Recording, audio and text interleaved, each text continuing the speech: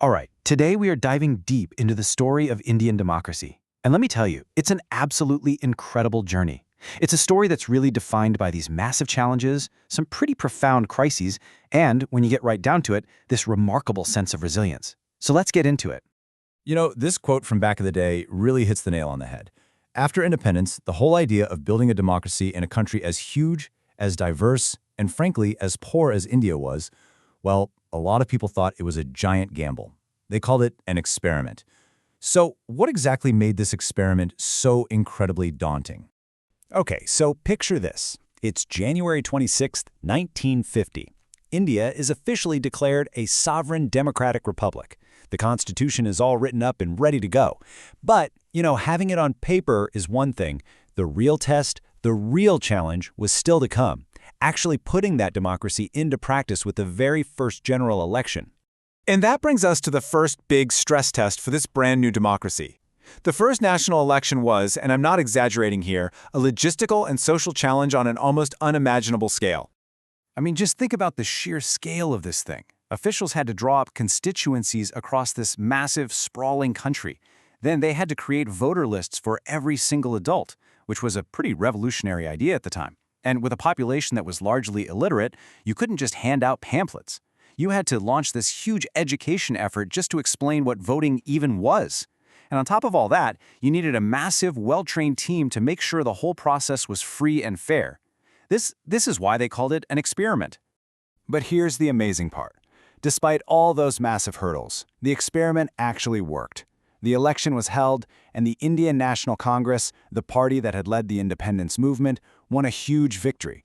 Jawaharlal Nehru became the first prime minister, and this kicked off a long era where one single party really dominated Indian politics. But of course, that dominance wasn't going to last forever. So let's jump to our next section and see how the political map of India started to crack and change in some really fundamental ways. This timeline lays it all out for us perfectly. For the first 15 years or so, the Congress Party was pretty much the only game in town. But then, you see that first big crack in 1977. That's when a coalition of opposition parties, called the Janata Party, actually managed to defeat them. Now, Congress did come back to power, but the election in 1989, that was the real turning point. The age of one party running the show was officially over. And this ushered in a totally new reality: coalition politics. The days of one party winning a clear majority were gone. From this point on, if you wanted to govern, you had to build alliances.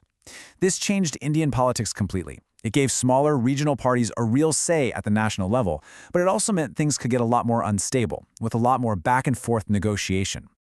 But before that era of coalitions really took root, Indian democracy was about to face its biggest crisis ever, a period that would test its very foundations like never before. On June 25, 1975, a national emergency was declared. And just like that, for the next 21 months, democracy in India was, for all intents and purposes, suspended. So, how did it come to this? Well, it was a perfect storm, really. Prime Minister Indira Gandhi's government was dealing with a tough economy and massive protests all over the country, led by this opposition figure Jayaprakash Narayan. But the final straw was a high court ruling that actually found the prime minister guilty of electoral malpractice. The opposition demanded she resign, and the government's response was to declare a national emergency, saying there were threats to internal security. The consequences were swift and severe. Fundamental rights? Gone. Suspended. The press was censored, so newspapers couldn't report freely. Thousands of opposition leaders were thrown in jail with no trial. Power became incredibly centralized, pretty much dismantling the federal system. And the courts? Well, they were stripped of their power to review what the government was doing. But this is where the story of Indian democracy gets so interesting. Even with all that repression, the resistance from the people just kept growing. And in 1977, the government finally lifted the emergency and called for elections. And in a result that stunned everyone, the people voted the Congress Party out of power. It was the ultimate proof that the democratic spirit was still alive, even after its darkest hour. And that resilience, that spirit, wasn't just something you saw in national elections. Throughout its history, Indian democracy has been constantly shaped from the ground up by grassroots movements, where regular people got organized to demand change.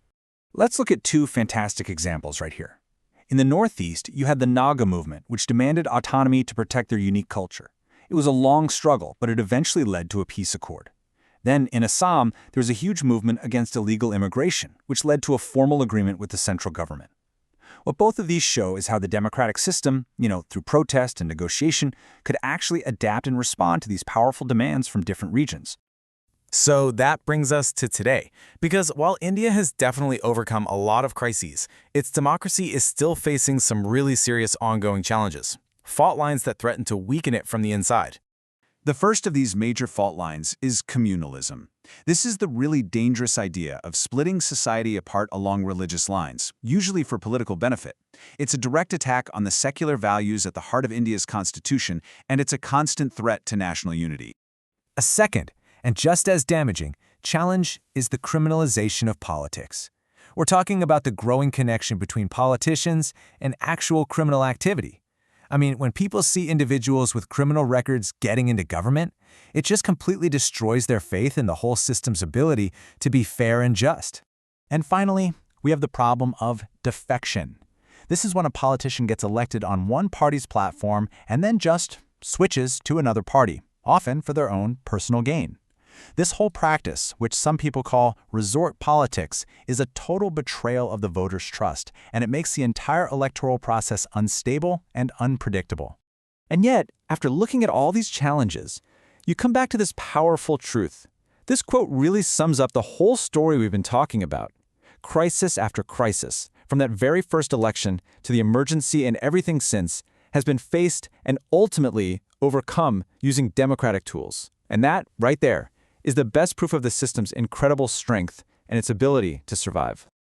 So as we look ahead, that's really the big question, isn't it? India's democracy isn't some static thing that's set in stone. It is always evolving. So which of these fault lines we've talked about, communalism, crime and politics, or maybe something totally new? Which one is going to be the next great test for the world's largest, and maybe its most complicated, democratic experiment?